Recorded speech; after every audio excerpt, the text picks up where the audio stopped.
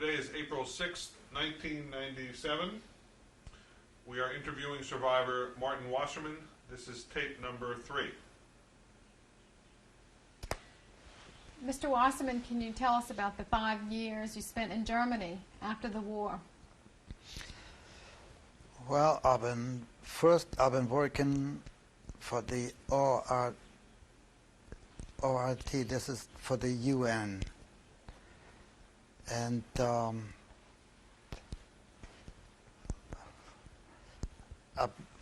worked for 2 places. One as a mechanic. We used to go down there to a field where they had all wrecked trucks, vans. We used to take the motors out, the transmissions out, and we used to build them for us. You know, we used to deliver different places, you know, food. We used to go to pick up food and bring them to different, like Landsberg or Heidelberg, or to different places. We used to bring food, and then I worked for, let's see this.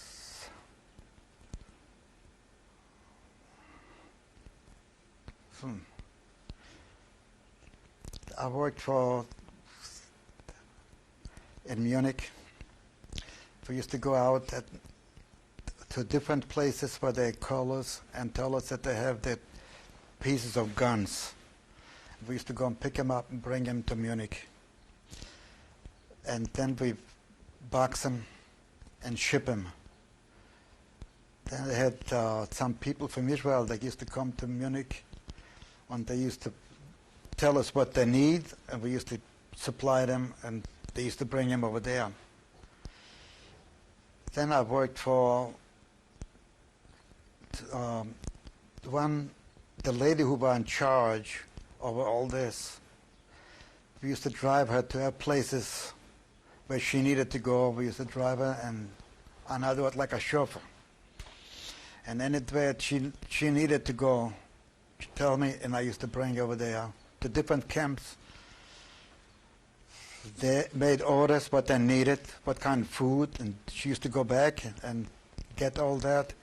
And we used to send big trucks with loads and all that to bring him over there. This was going on for quite a while.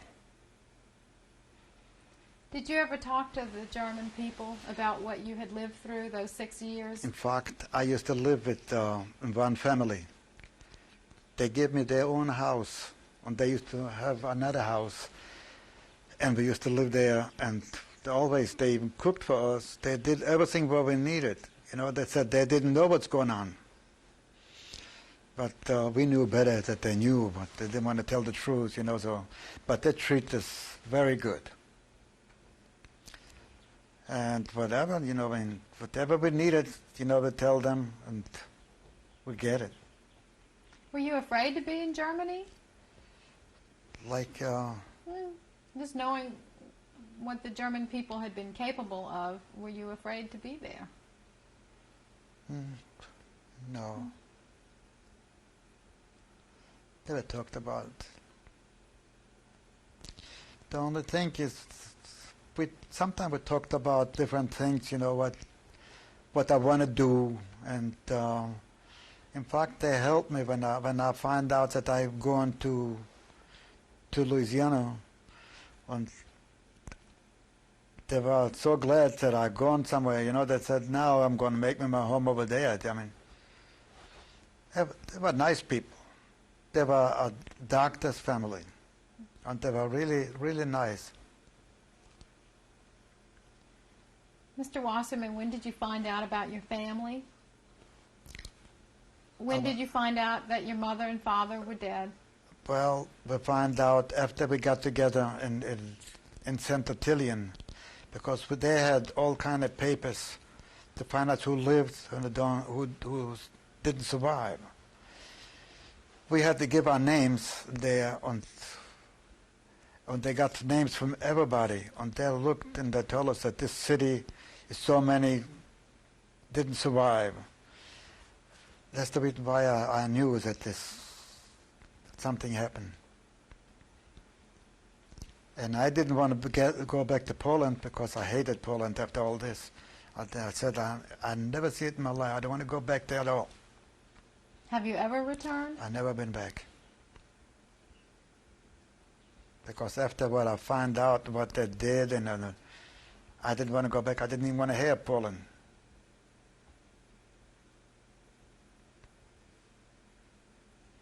I had a big family, and I lost all my family.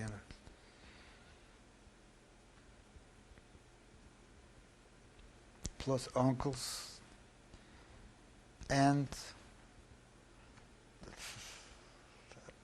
families from my father's side, from my mother's side, and nobody. How did you handle hearing the news that they were all gone? Well, I had my cousin in New York. I knew that they came before the war, and he worked with the government. And the government sent him to different countries. He's a librarian, and he used to go and teach different countries. And he used to be, to me, he knew all the papers because he told me anything you want to know, I can find out. Like the CIA, he used to work with them too. And he told me that he went back to Poland and he didn't find our family's gone. And my wife knows about it, that we talked about it, and he's the one who's going to give me more information about the family. So, no survivors. Do you ever dream about them? Pardon me? Do you ever dream about your parents and your brothers and sisters? For a long time. In fact, sometimes, when I see something like this, I think back, and I think in my mind, if I would see them, if they would live, I don't think I would even recognize them. I mean, there's so much true, it's really no way.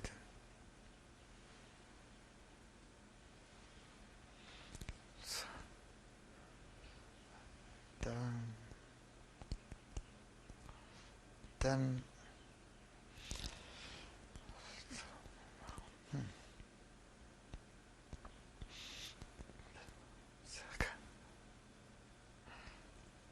I don't know.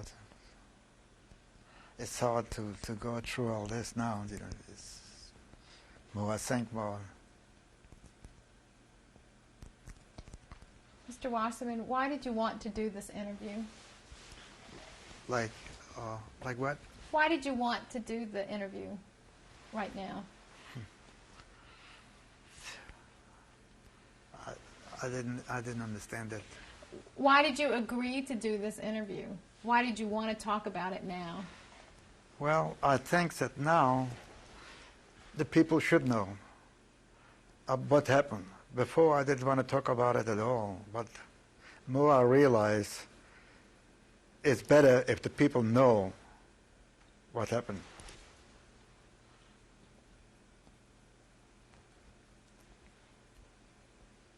Had you ever told your children before? No. I couldn't.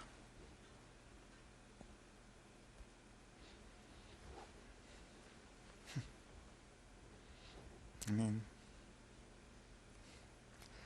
it's hard to talk about it.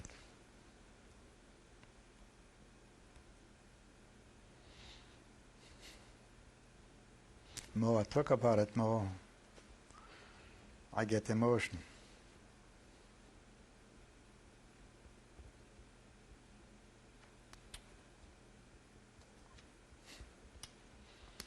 And you got married. Yes. Mrs. Wasserman. Got married. I have a nice wife, and I got two sons and one daughter. And I have grandchildren, 4 grandchildren. And I feel now that something nice. I have my own business. I have about 6 families working for me. And I've been doing pretty good. And I didn't need no help. I did everything on my own. And I belong to B'nai Brit. And we have our organization here at the New American Social Club. We belong every so often. We go out and we have dinner. And we talk about it. And I enjoy to get nice pictures. How did your experience affect your faith in God? Your faith, how was your faith affected by what had happened to you and your family? Sometimes I've wondered if it's really a God what they went through. Because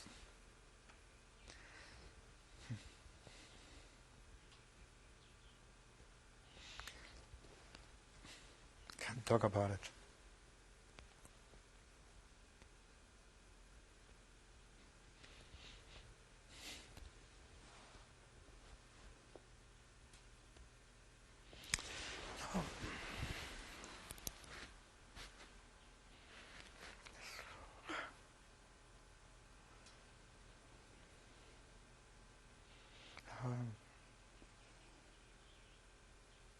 I like to talk about it, but I can't. I mean, just...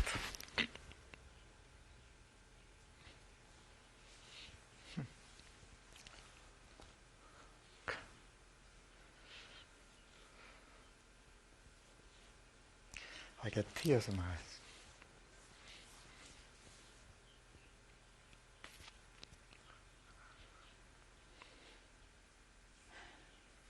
Okay. Thank you, Mr. Wasserman.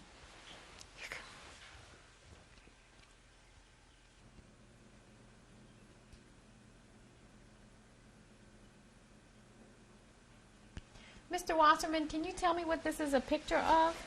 This is of Dachau.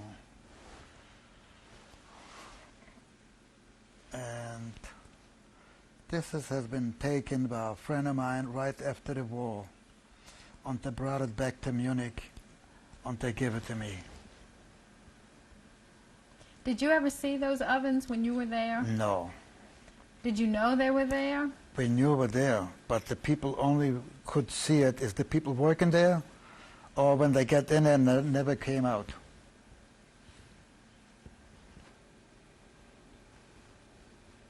Mr. Wasserman, what is this a picture of? This of Dachau also, but this building, this here is where the guard used to stay there, and on the top there they had the machine guns. You remember those machine guns? I remember that, always looking at them.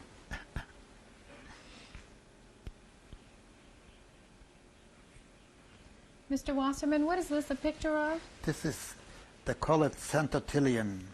This is like, we used to use this as a hospital.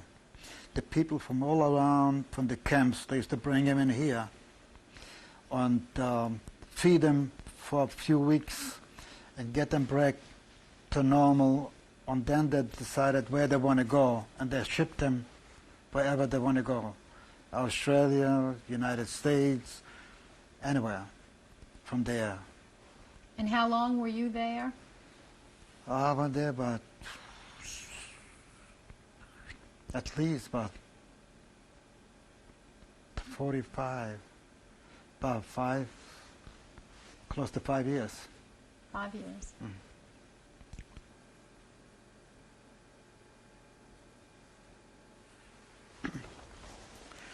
This picture is, I am the seventh from the right, and this is the same place, the Santotillion, where they had the hospital, and we used to guard that place over there because they said the Nazis are around, they want to go in and kill us.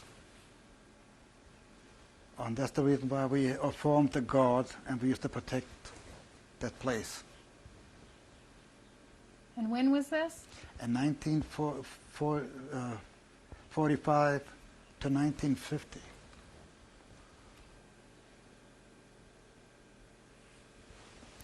This is a picture of my driver's license. I was authorized to use the vehicles and the company to do anything, to bring some food, to transfer all kind of things. But there's never authorized to do that. And what country was this? This was Germany.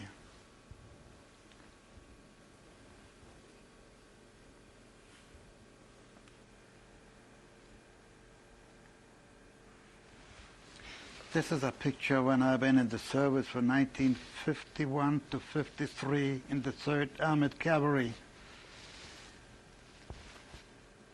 Why did you join the service? Well, because I wanted to be a citizen of the United States, and the way I could have been fast, I was waiting for 5 years. I did 2 years.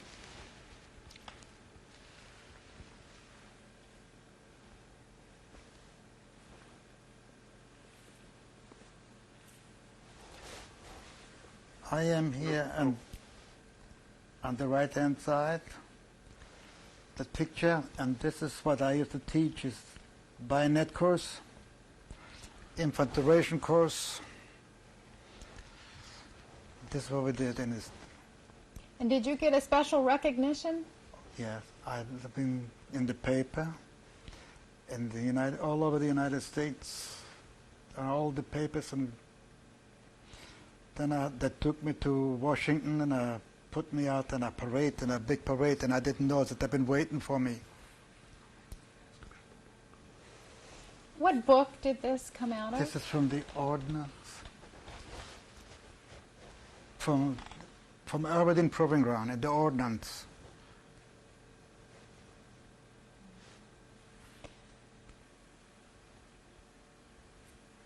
Mr. Wasserman, what was the special award that you got?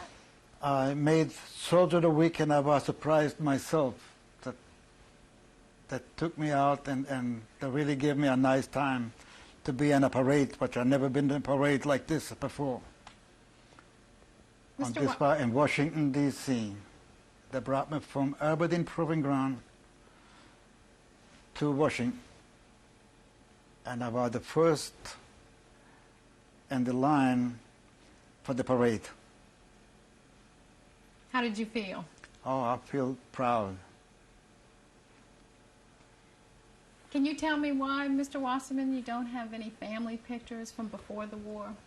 Well, I don't have no pictures from my family because when I went into Auschwitz, I went through a place where they clean, and they gave me new clothes, and my other clothes that were behind there, and I'd never seen it before. I left everything, so You have no pictures? no.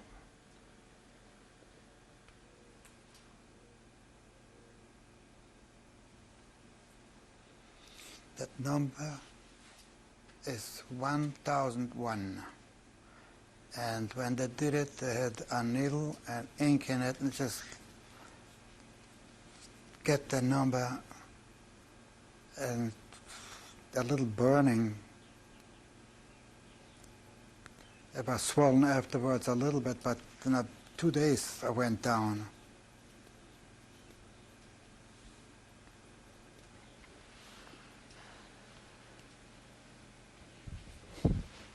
I'm Martin, and Diana, my wife. That's Garrett, my grandson.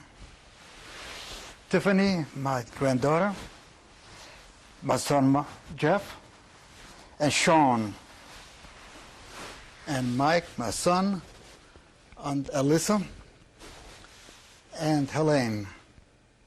You can say Alyssa is Helene's daughter.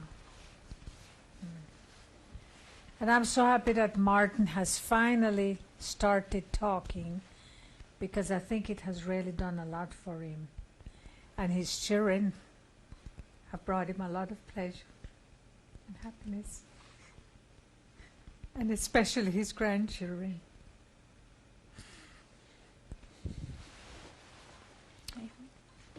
You make me start crying too. As he said, I'm Helene, his daughter. And I first became aware of his experiences probably when I was about my daughter's age, and would question him through the years what he had experienced, and he wouldn't talk about it. It's probably only been in the last 5, maybe 10 years that he's actually started to come out with some of his experiences. And through that, I've discovered that he's actually quite a hero, that I think because of him, many other people have survived. And I'm very proud.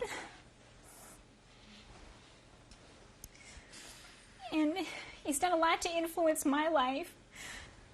I try to be sympathetic to other people who are different. That in the big scheme of things, we're all the same. No matter what your religion or the color of your skin. That we're all here for one purpose, and it's just to help each other. And I think my father has given me the greatest gift, and was to give me that information to live by. And I try to teach that to my own child and other people who are encountered in our lives. And I thank him, and not happy that he's gone through what he's gone through, but through what he has gone through, it has changed our lives, and hopefully the little grandkids the people that they encounter in their lifetime, the future will be more sympathetic. People will be happier and get along a lot better. And we're just very proud of him, that he survived a lot of horrendous experiences that most people can't imagine. And we love him. Right? Do you want to say something?